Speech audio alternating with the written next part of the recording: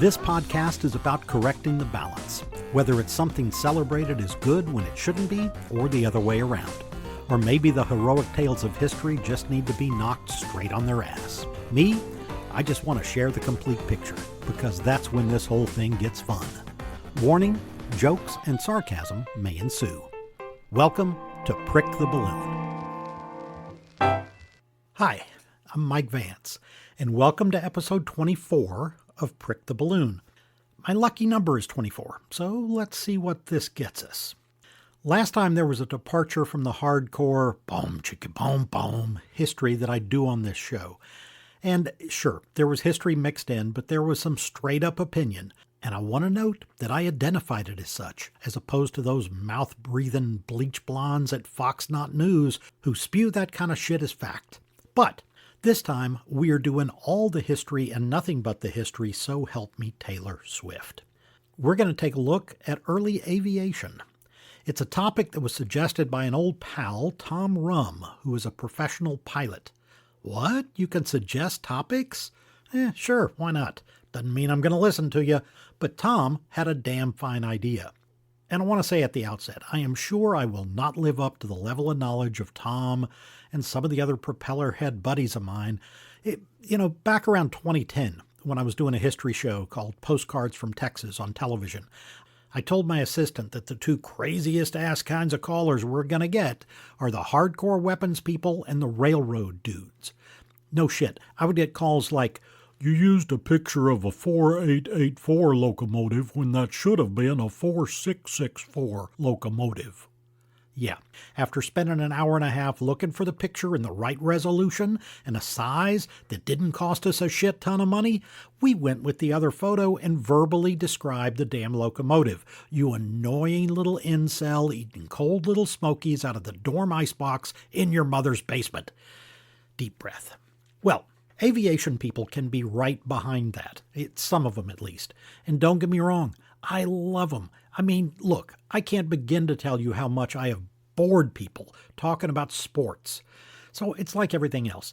Lots of us tend to just make the assumption that the rest of the world is on the same level, and that leaves other people getting squinty-eyed and interrupting and saying things like, "Okay, who the fuck is Kevin? 20 minutes ago, you said something about Kevin, and I quit listening then. That's when you lost me."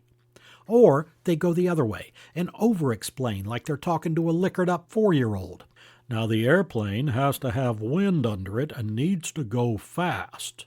I'm shooting for somewhere in the middle of those two. Good, interesting new history stories without describing the gauge of the wire and the length of the bolts. Except for Arnold Palmer, who we all know now was sporting a hell of a bolt. Nudge, nudge, wink, wink. Aside from Greek mythology, where flying had a way of not working out well at all, the first aviation was balloons. The first hot air balloon was dreamt up by the Montgolfier brothers in France in 1783. They built a little fire underneath this big paper balloon they had made, and these doofi thought they were coming up with something called Montgolfier gas, like straw and wool created something special. They thought it was the smoke. They didn't even realize it was just the heat making the balloon rise. An accidental discovery, like Viagra, where they were going for a cardiac med, but instead got some old dude going, "Yeah, my left arm still hurts, but now I can't come out of the bathroom. Jergens!" The Montgolfier brothers were at least plenty smart enough not to ride in their own balloon. The first passengers were a rooster, a duck, and a sheep, because a priest, a nun, and a rabbi were not available. Boom. Then the Montgolfiers talked a science-y dude named Pilote de Rosier into riding a balloon 1,000 feet in the air across Paris. Now, keep in mind, no one had ever done anything like this before. That's either seriously daredevil or there were heavy drugs involved. "Bien sûr, I will float in the air higher than 180 men, and all will be groovy, l'homme." Just a few years later, another French dude named Jean-Pierre Blanchard, who had already floated across the English Channel with an American co-pilot, brought a balloon to the United States and performed a balloon ascent in front of President George Washington. Washington, though, was not the first president to see a person fly, since John Adams, Ben Franklin, and John Jay had been in Paris negotiating the treaty to end the Revolutionary War when they saw the Montgolfier's earliest flights.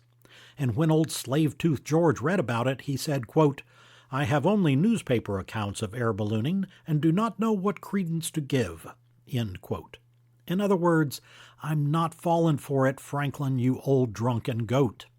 George even made a joke about Franklin, Adams, and Jay flying home from France. So, 10 years after the first flight, Blanchard made the first balloon ascent in America at Philadelphia in front of President Washington. And George gave him a passport. I am not making this up, giving him safe passage no matter where he came down.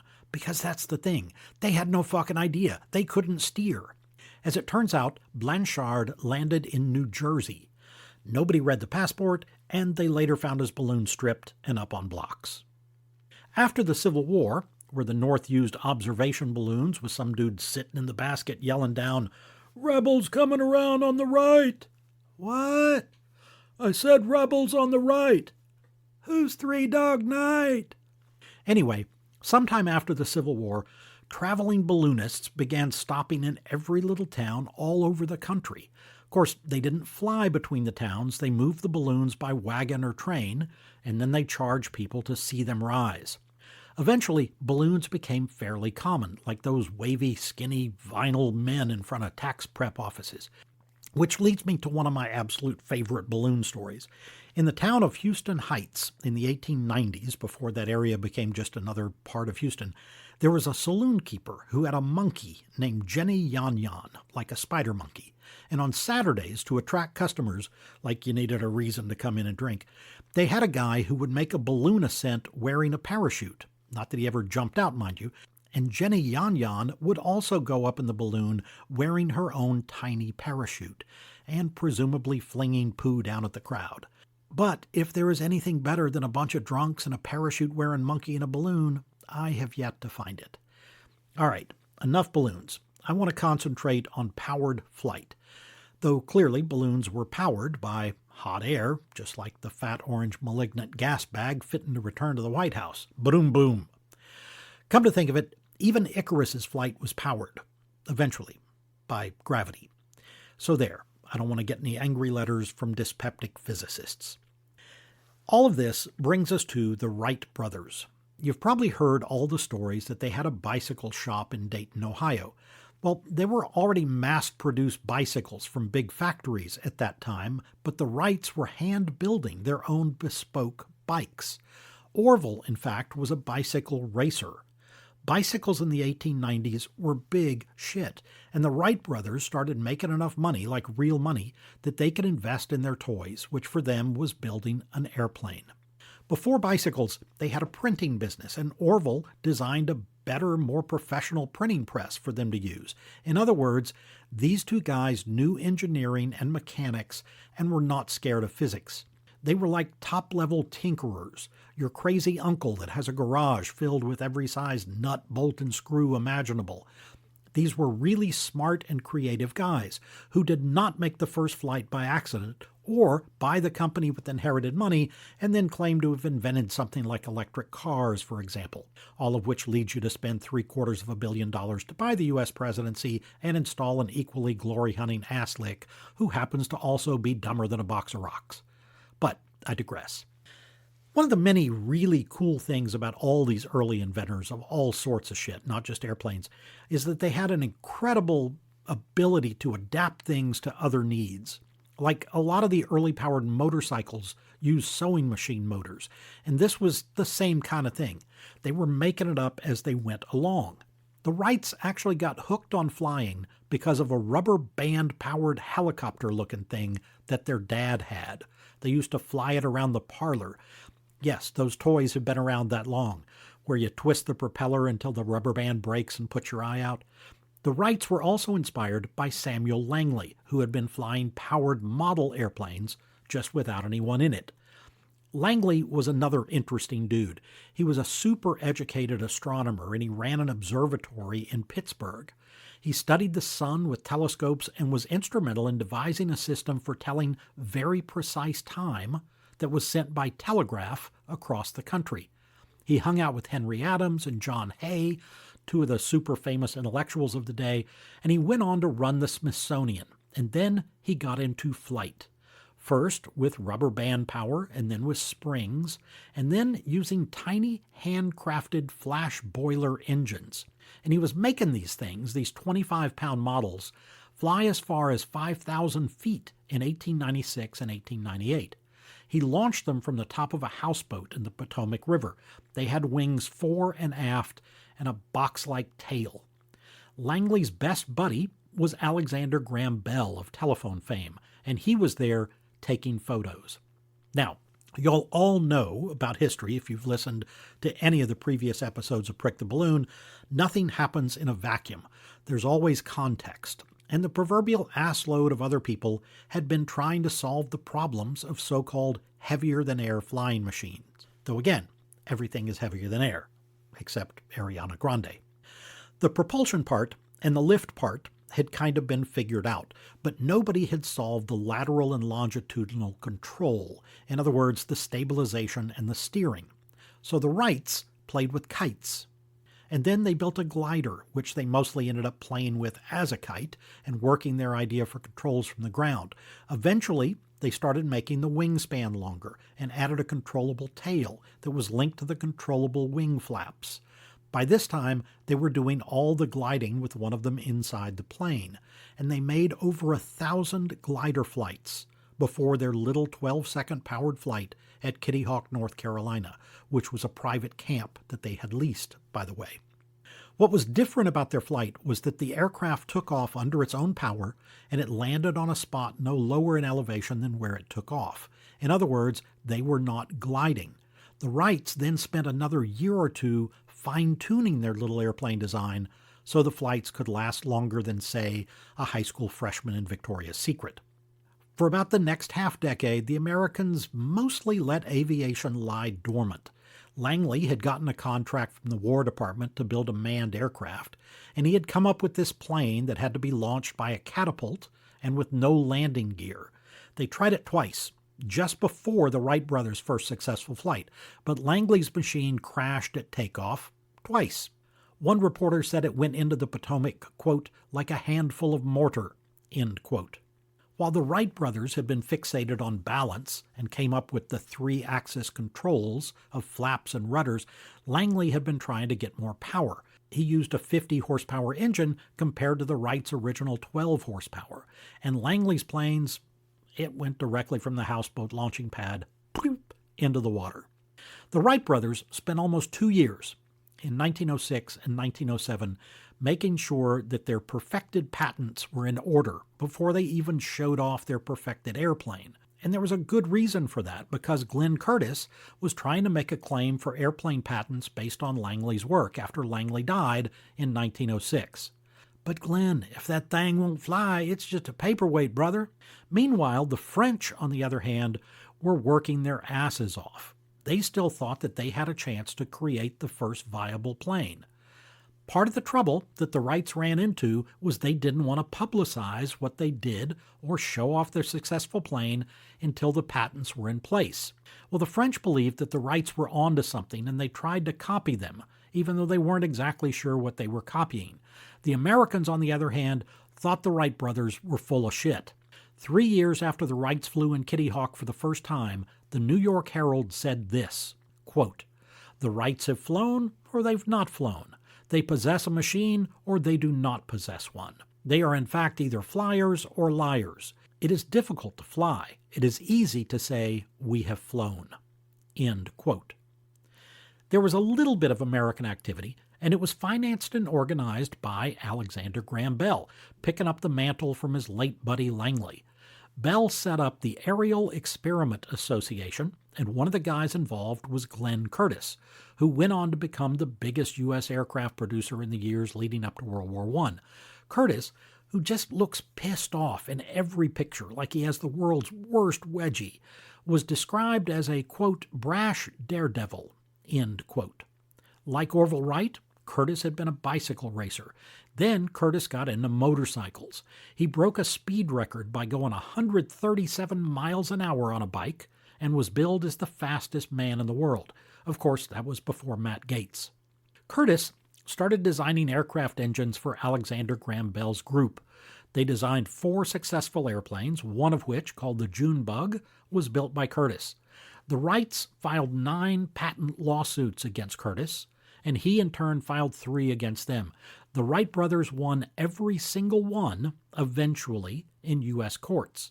But the War Department, desperate for planes during World War I, is the entity that finally made them all settle their legal battles.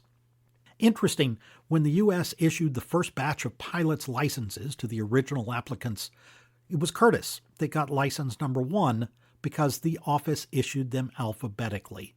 Wilbur Wright got license number 5. Meanwhile, the Wright brothers figured out that they had totally fallen behind in public relations. They had gone out of their way to keep the lowest profile because they didn't want their ideas stolen, but all of a sudden they were being doubted and left behind. So, they took their perfected airplane to Europe, specifically France, to show those Frenchies who was boss. Wilbur flew for the first time in public at the racetrack at Le Mans. And what blew everybody away was that he could make these tight turns and lead the plane wherever he wanted it to go. Even the French aviators who had already made short public hops soiled their pantaloons just a little. That maneuvering control was exactly what they couldn't do. The Wrights, including their little sister Catherine, who was traveling with the brothers, became instant celebrities in Europe, and one of the French flyers angrily crushed out his Gauloise and said, "Nous sommes battus," which translates loosely to, "We will idolize Jerry Lewis." Okay, in the interest of honesty, Gauloise and Gitane, the 2 French early cigarette brands, they were not on the market until 1910, but I needed a visual.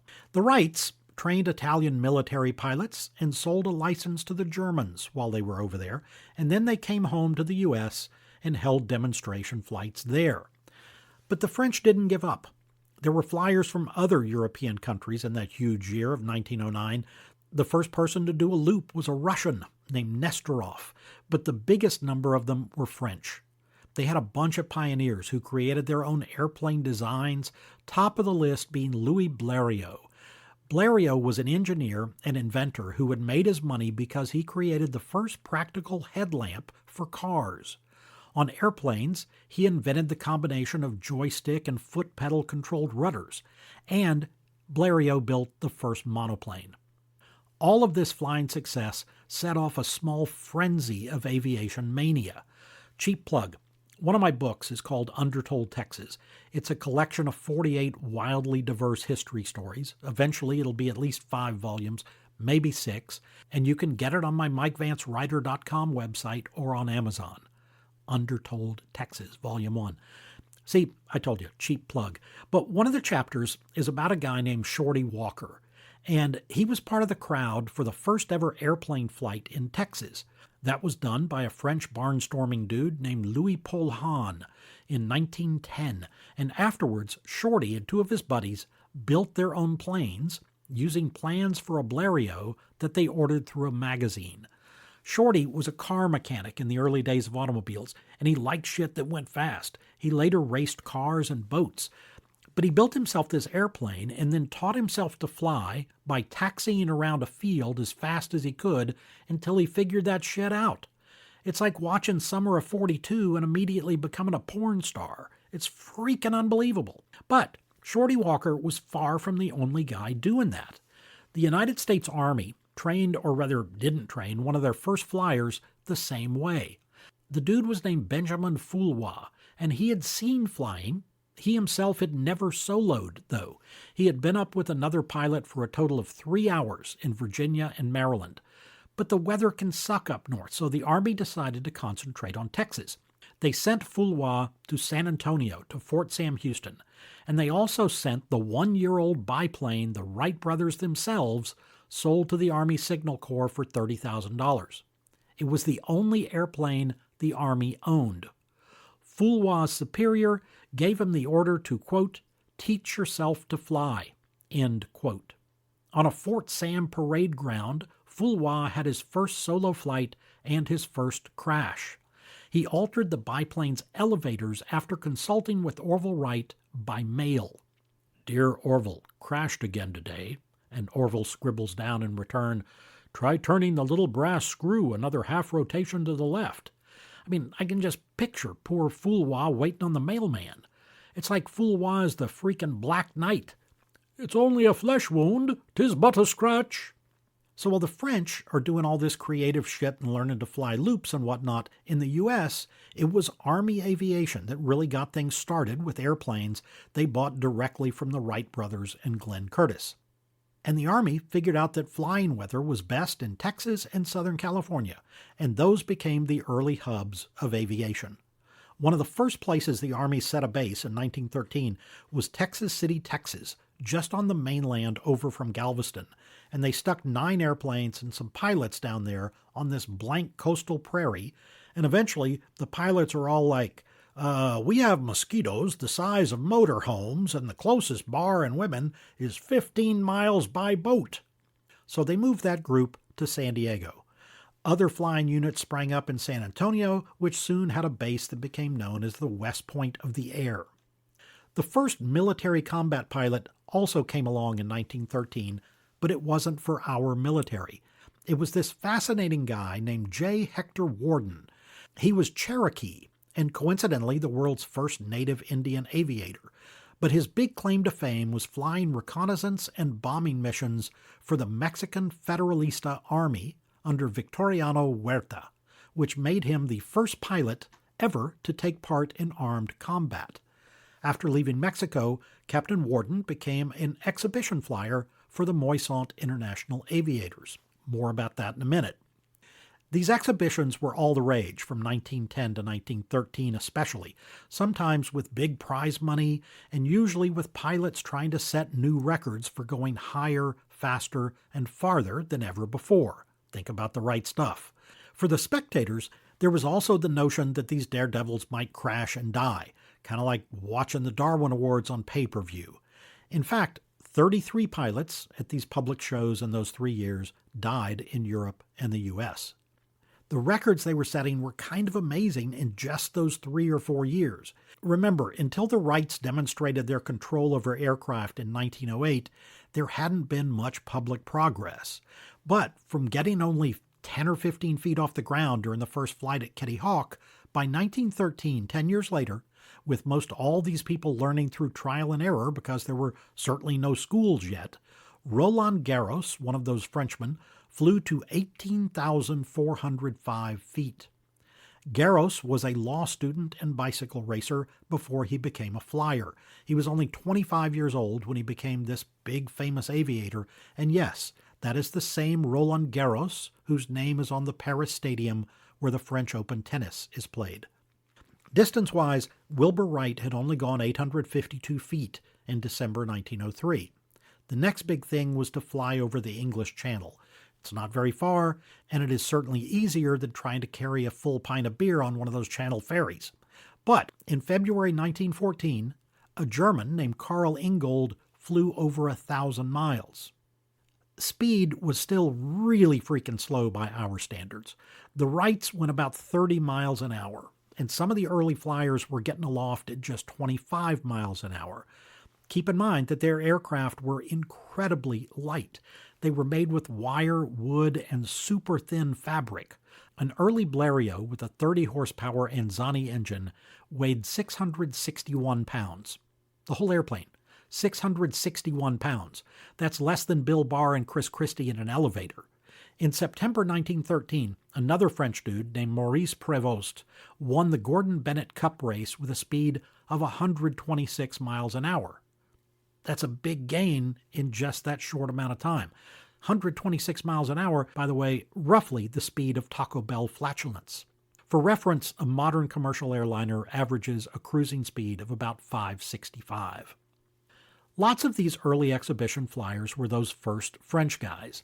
Louis Paulhan, the guy who made the first airplane flight in Texas and Utah, came over in 1909, and he did a 4-month U.S. tour, setting successive altitude records in New York, Los Angeles, Salt Lake City, and Denver.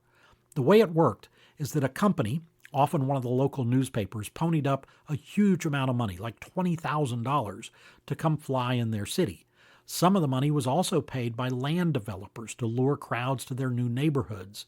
Then, people would pay $1 a head to come watch powered flight. Just like balloons. The airplanes traveled by rail, and then they would be moved on to the improvised airfield on wagons and assembled there because the wings were not attached when they moved around the country.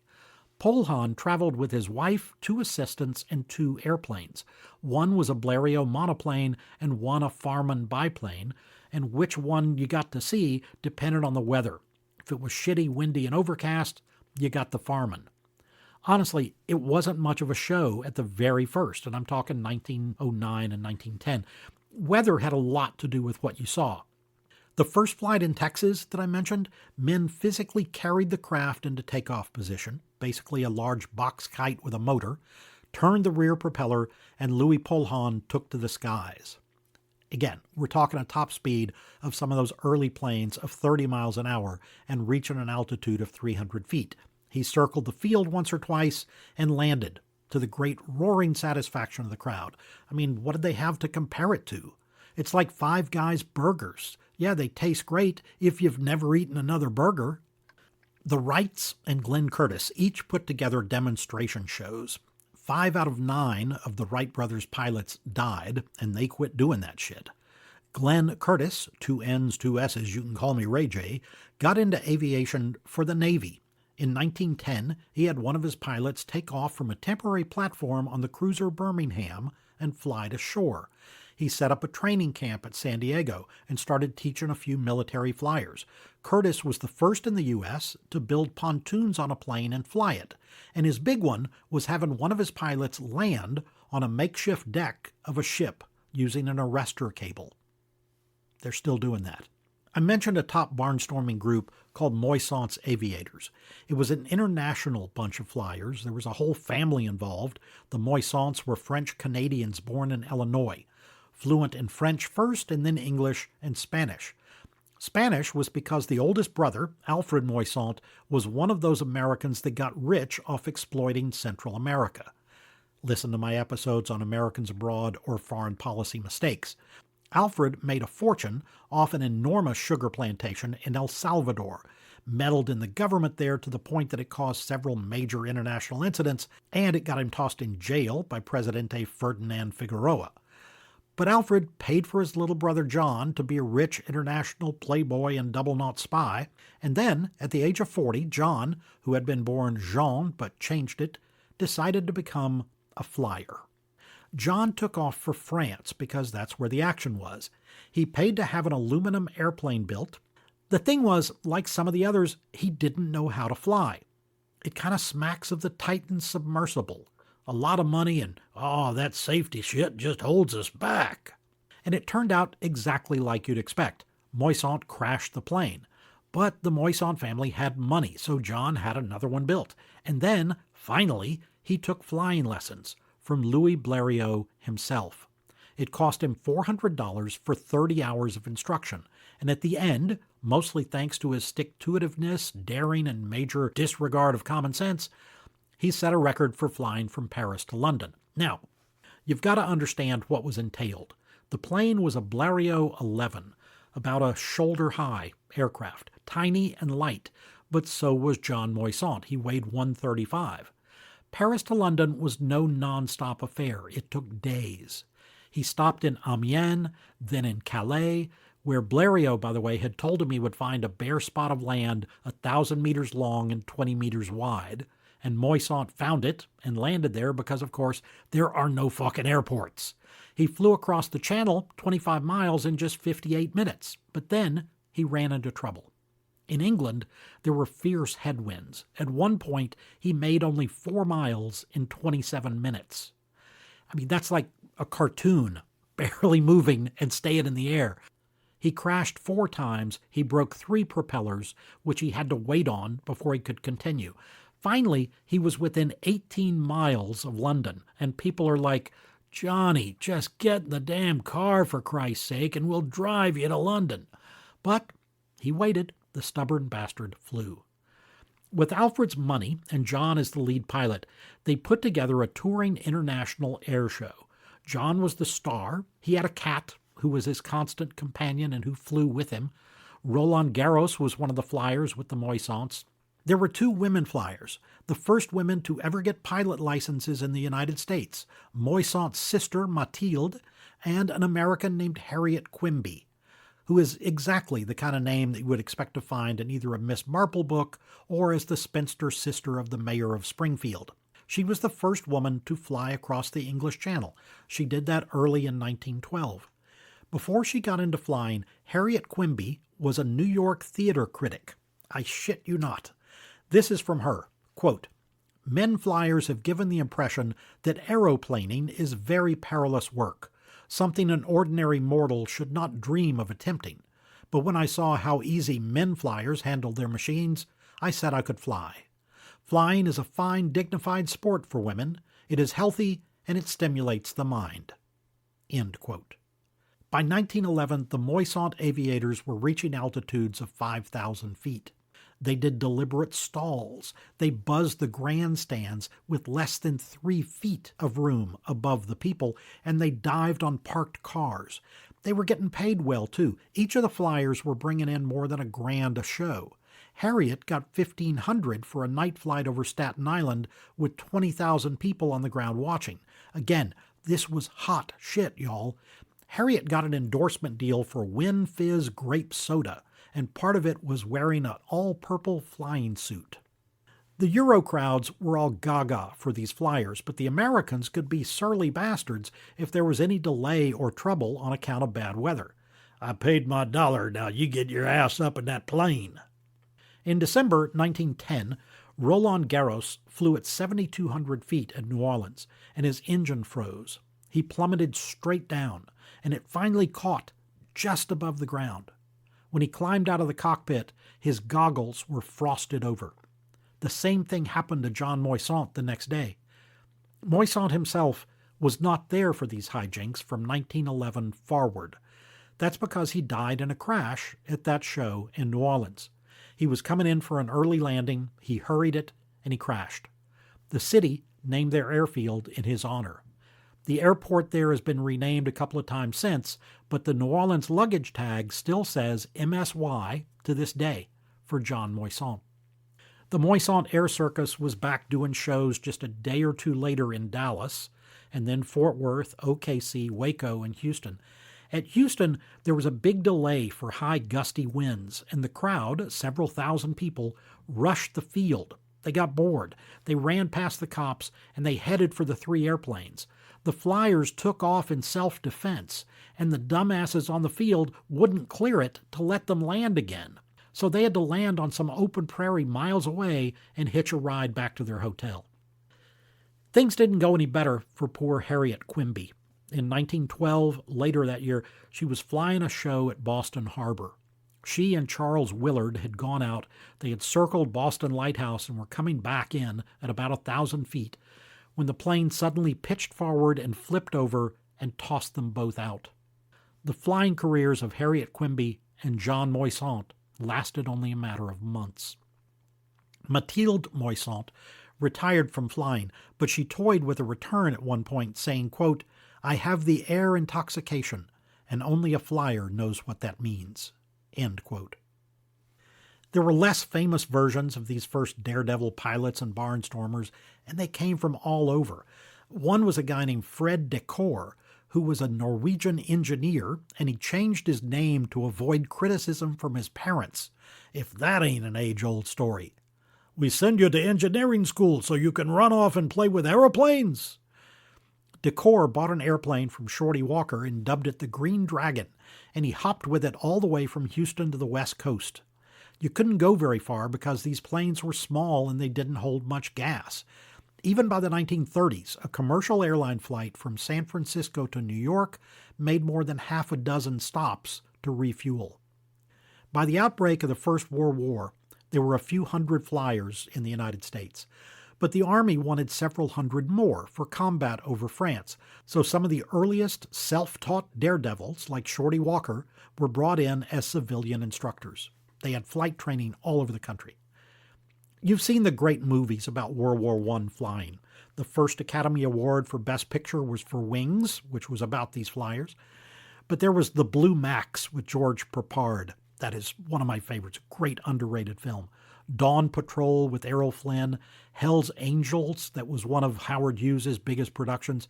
And we certainly cannot forget the Peanuts movie and A Boy Named Charlie Brown. Curse you, Red Baron. There were great heroes, and this notion of chivalry in the air is on all sides. Germans, Brits, French, and Americans. The planes were legendary, including triplanes with Sopwith and Fokker, which gave rise to the wonderful punchline, "That's right, Your Eminence, but these Fokkers were Messerschmitts."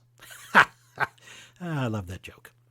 I don't want to spend time here on all the advances in weaponry and technical shit, or even that asshole Billy Mitchell who had his feud about the future of combat being in the air. I want to talk about the pilots.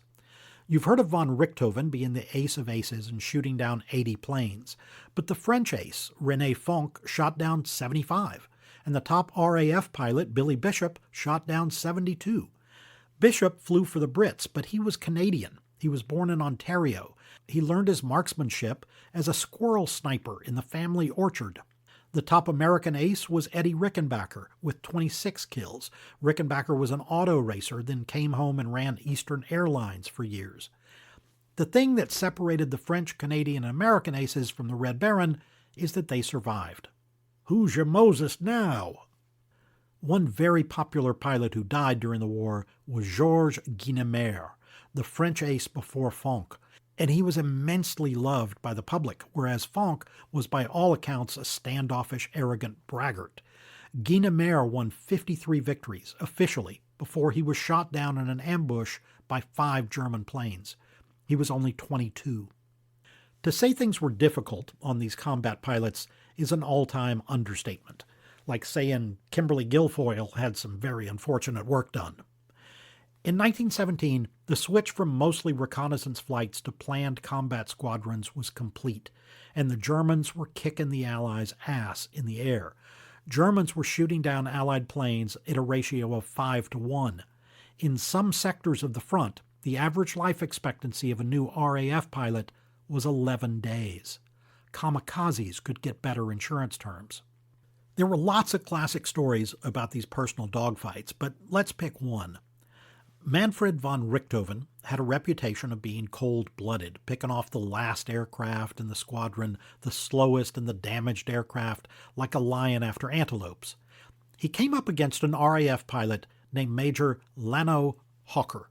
Von Richthofen only had 10 victories at the time. Hawker had already won a Victoria Cross, but still, they're both heroes in getting the big PR back home. Their fight lasted 20 minutes, which is an eternity if you're shooting at each other the entire time. You always hear that game of chess cliche, but this was really that. They started at 9,000 feet, and they kept jockeying for position and trying to get the best of one another. But nobody could win, and they kept dropping, all the way down to 1,500 feet. They were over German territory, and Hawker was running out of gas and facing a headwind from the west. He's trying to head for home, but von Richthofen kept maneuvering so that Hawker couldn't head west. And they kept getting lower and lower until finally they're 150 feet above the deck, and Hawker makes a dash for the British lines. It was the first predictable move either one of them had made, and von Richthofen pulled in behind and shot Hawker down. He crashed on a farm and was buried by German grenadiers. The pilots who survived the war came home afterwards, and lots of them wanted to keep flying, so barnstorming continued. Plus, in 1918, the country added airmail. That airmail was the fashizzle for pilots. First, they were Army pilots, and then the post office ran it for several years, and then it got turned over to various private contractors. Keep in mind, manned-powered aviation, for all practical known purposes, was just a decade old. Planes crashed. The bruised and cut pilots climbed out, and they just got into the next plane. There were shitty instruments, sketchy maintenance, and every kind of bad weather imaginable. There was a pilot named Harold Lewis who said the instrument panel is, quote, just something to clutter up the cockpit and distract your attention from the railroad or riverbed you're following, end quote.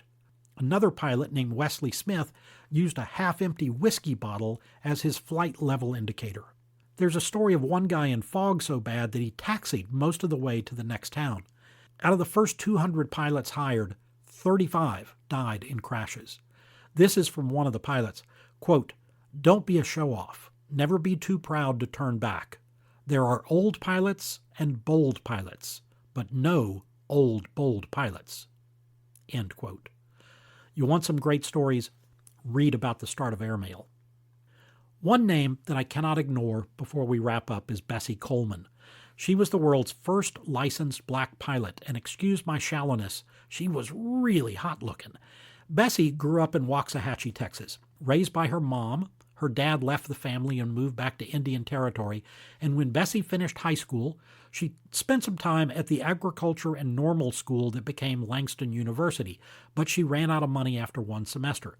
She moved to Chicago, where one of her brothers was living, and worked as a manicurist at the White Sox barber shop on the south side.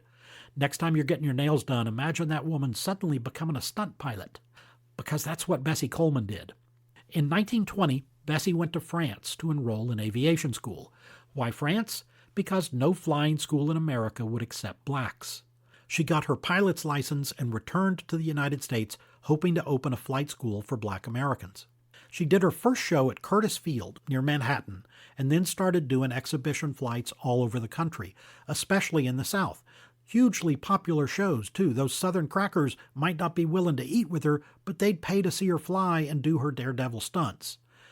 Bessie toured like that for about 2 years, and then had a crash in California and took a year to recover. In 1925, she set up a headquarters in Houston. She kept doing the exhibitions. One time, back in her hometown of Waxahachie, she refused to fly unless blacks and whites could use the same entrance to the grounds. The organizers said okay, and then they segregated everyone once they were inside. That's about the tiniest victory you can get, but it's still a win. Mostly, Bessie Coleman was flying Curtiss Jenny biplanes.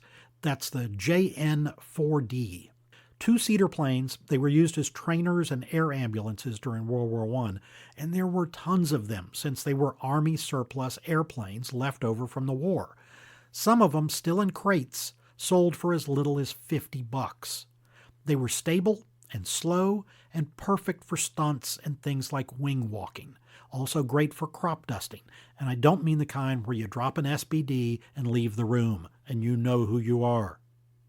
Lots of pilots took a mechanic up with them. The Jennies were generally reliable airplanes, but in April 1926, Bessie was practicing for a show sponsored by the Negro Welfare League in Jacksonville, Florida. She was doing a nosedive and couldn't pull out of it like she planned. Instead, the plane flipped over and dumped her out. Just like Harriet Quimby, Bessie fell a few thousand feet to her death. Her mechanic, who also did her publicity, an unfortunate fellow named William Wills, rode the plane down and died there. The plane burned, so they don't know for sure, but the thought was that a loose wrench in the cockpit had jammed the controls. So kids, when your dad says clean up your room, listen to that sumbitch. So where do we stop this tale that just could keep on going forever? There truly could be an entire episode on Charles Lindbergh. He's another of those heroes with feet of clay, though in Lindbergh's case, it was his feet, legs, hips, waist. He's pretty much all clay. Like the other flyers in this story, Lindbergh was one of those people obsessed with flying, one of the barnstormers who even did wing walking and parachuting, one of the airmail pilots. He was one of the ones that bought a surplus Curtiss Jenny, one who spent a year in Army flight training in San Antonio. But there is no denying that what he accomplished was absolutely amazing for its day. There had been this race, bigger than being the first to file impeachment articles, to become the first person to fly from New York to Paris or Paris to New York. Other people had done things like Newfoundland to Ireland, but that's totally cheating. That's going from first to third and calling it a home run. There was a prize of $25,000, in addition to all of the adoration from millions of people, the endorsement contracts, free drinks, and never-ending booty you were going to get. When Lindbergh was getting ready to go, other famous flyers had just been killed trying. A French guy headed west, and 2 top Navy flyers headed east. On May 8th, 1927, 2 famous French war hero pilots, Nungesset and Colli, left Paris. That was not quite 2 weeks before Lindbergh was ready to take off. They were last seen crossing the coast of Ireland and ended up someplace at the bottom of the Atlantic. Well, on May 20th, Lindbergh took off from New York and flew across the Atlantic for 33 and a half hours completely by himself, or with a fly if you believe the Jimmy Stewart movie, and he only missed his mark by 3 miles. To quote the friend who suggested this topic, quote, "No GPS, no navigation aids, no light beacons, nothing. Skill or luck? Likely both." End quote. But the reason that I am not giving Lindbergh a longer chunk of my time is because he was a scumbag who ain't gonna steal my joy. After his flight, he was the most famous person on Earth, the world's hero. His book about the flight, called We, sold 650,000 copies the first year alone. Applications for pilot licenses tripled. The volume of airmail doubled after Lindbergh crossed the Atlantic. And then, very famously, 5 years after his flight, his son was kidnapped from their home in New Jersey. Still today, there are lunatic conspiracy theorists who take time out from watching Aaron Rodgers and Bobby Kennedy Jr. to drone on about how Lindbergh was involved in his son's death. He was not. Just stop it. One branch of the crazies holds that Lindbergh dropped his own baby while coming down the ladder. There was an incredible outpouring of sympathy, since that was the most famous child kidnapping case in history, most likely. But that was not the only kid the Lindberghs had. He and Anne Morrow had 5 other children. But wait, there's more. Lindbergh also had another family entirely in Germany. Oops, my bad. He had 3 other families in Germany. Between 1958 and 1967, when he was over 50 years old, he had 2 children with his private secretary, Valeska, who lived in Baden-Baden. He had 3 children with Brigitte, a hat maker in one small town in Bavaria, and then 2 more children with Mariette, who happened to be Brigitte's sister, who lived in a different town in Bavaria. 10 days before he died, Lindbergh wrote to each of his 3 baby mamas, begging them to keep stum about the whole illegitimate Amlifay, even after he was gone. And they did. None of them ever even told their own kids. Finally, in the mid-1980s, one of the daughters saw Lindbergh in a magazine and said, "Hey, that's the ass clown that's our absentee daddy who visited us once a year." You likely also associate, as you totally should, Charles Lindbergh with Nazis. In the mid-1930s, he was sent over by the American military to evaluate the German military, and he fell in love with them. From the start, he sang their praises, and he showed no interest in hearing the bad stuff that they were doing. He didn't completely understand what happened on Kristallnacht, but he wrote in his diary that Germany, quote, "undoubtedly has a difficult Jewish problem," end quote. From his first exposure, he was a Nazi sympathizer. There is no sugarcoating it. When he came back to the U.S., he became the most famous public figure involved in America First. He preached isolationism. He gave the number of German aircraft to the French government that was 7 times the believed real number, and it influenced the French into a policy of appeasement out of fear. Who knows? France might have fought back harder if Lindbergh hadn't lied to him about German strength. He gave radio addresses in the U.S., bad-mouthing Jews and calling them a danger to America. He supported the same eugenics plans that Hitler did. Franklin Roosevelt famously said, quote, "If I should die tomorrow, I want you to know this. I am absolutely convinced Lindbergh is a Nazi," end quote. FDR also wrote to Henry Stimson, the war secretary, quote, "When I read Lindbergh's speech, I felt that it could not have been better put if it had been written by Goebbels himself. What a pity that this youngster has completely abandoned his belief in our form of government and has accepted Nazi methods because apparently they are efficient." End quote. You need one more good quote to convince you? How about this doozy from Henry Ford, the most active anti-Semite in the United States? He told the lead FBI agent in Detroit in 1940, quote, "When Charles comes out here, we only talk about the Jews." End quote. Yep, Lindbergh performed an amazing and historic feat, but he was a pure D steaming sack of shit as a human. No doubt in my mind that if the years overlapped, He would be your incoming Secretary of Defense. There's so much more, and some of it was mentioned by my pal who suggested this topic in the first place, but it'll need to wait for another day. Amelia Earhart, who may have been an overrated pilot with an open marriage. Howard Hughes, if you saw The Aviator, you already know what kind of wacko demons that man had, but hey, he slept with Ava Gardner. Yowza! My friend Tom Rum also has special admiration for the German World War II pilots.